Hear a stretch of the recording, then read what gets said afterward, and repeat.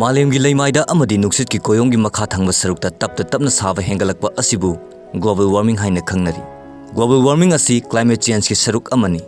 Malembu yomsiliba nuksit ki koyomda yauriba carbon dioxide, methane, water vapor na chingba gasing asina greenhouse effect thokhanduna numittagi lakpa maisagi chang khara makhai phajanduna miyoiba yauna adopa thawai panba jivasingna leibada nungaiba mafam ama oihalibani. Masina mahausa lairembigi asengba khusemni amadi Malem asida hingliba jivasingna leibada changdraba yadraba thawongni. Adubu ngasidi miyoibagi thabak thorom kayana Malem asida tapna sabagi chang hengalakpagi thawong global warming thoknabagi achawba maram ama oiri.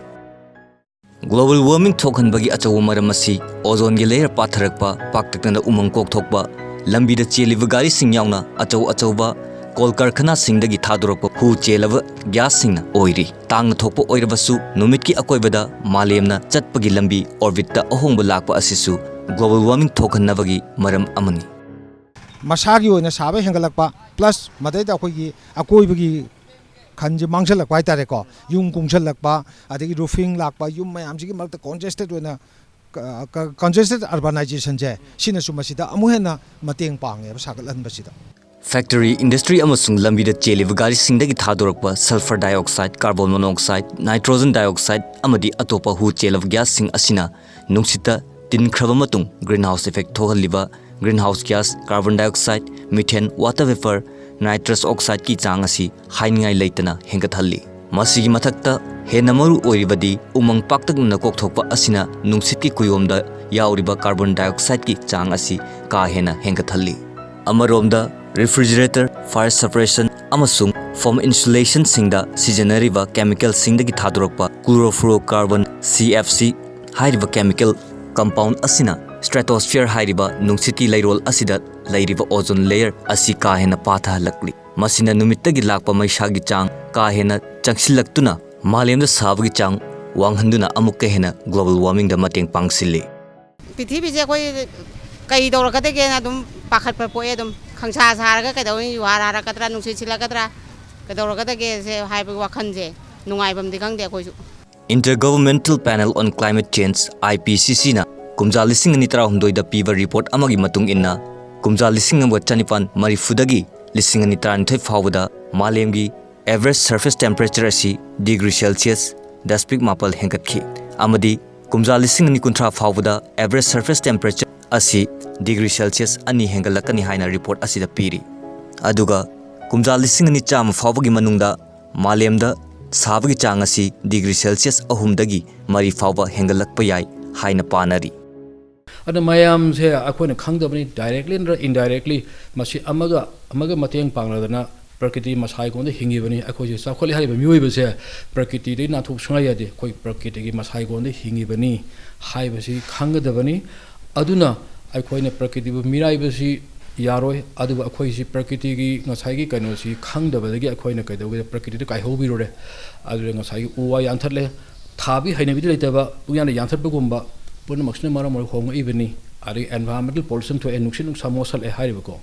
puna maksna maram orana ngasidi kaidogi leibe yadaba du malem prithivim or kadori habi kinaba phawri hariba.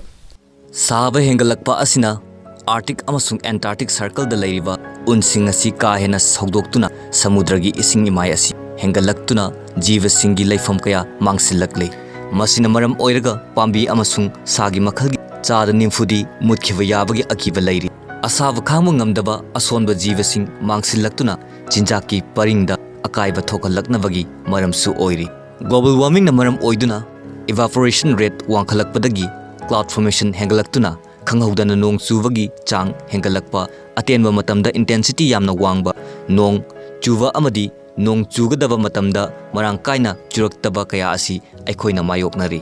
Masida sunatana saba hengalakpana makhal makha kayagi laina thoroknabagi achawa machak ama oihelli.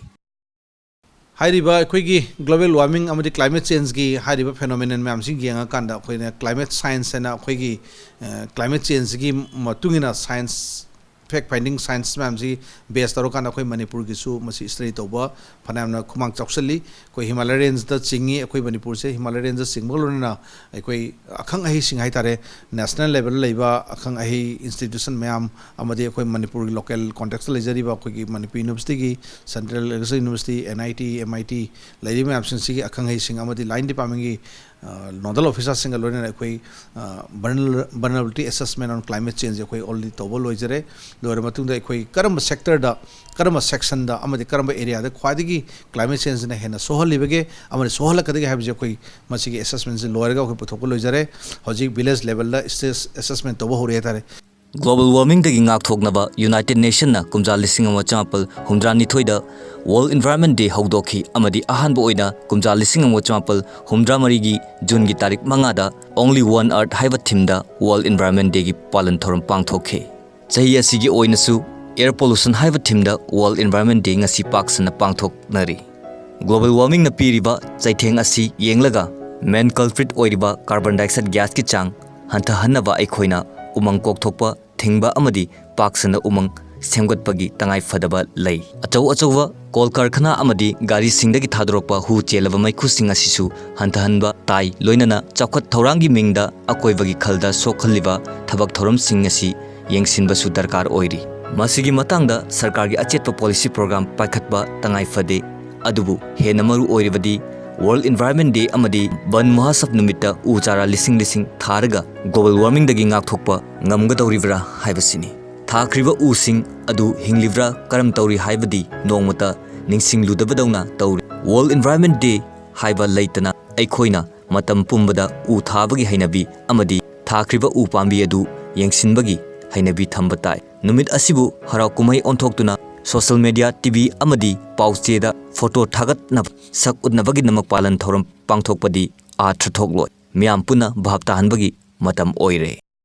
hojik khake ngaiha khake wakhanda thabak tobunadi tungi haurakliba mirol singda pap langsin boina thokane maramuduna aikhoi puna makna isa gi